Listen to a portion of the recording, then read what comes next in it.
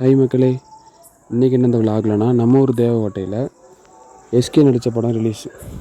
So இன்றைக்கி ஃப்ரெண்ட்ஸோடு எல்லோரும் வெளியில் வந்திருக்கோம்.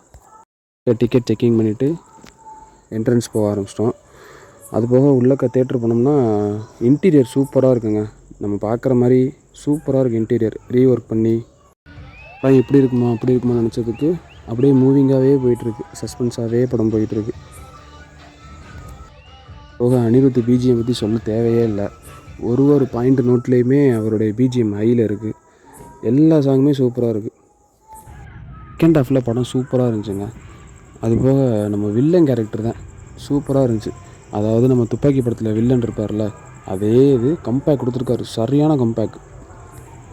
இதுக்கு நடிக்கிற ஒரு மூவிலையுமே அவருடைய ஆக்டிங் ஸ்கில் கொஞ்சம் கொஞ்சமாக இம்ப்ரூவ் பண்ணிகிட்டே இருப்பார். அதே மாதிரி தான் இந்த படத்தில் சூப்பராக இம்ப்ரூவ்மெண்ட். அவர்னால இந்த கேரக்டர் அவரால் மட்டும்தான் பண்ண முடியும். அந்த மாதிரி கேரக்டர்.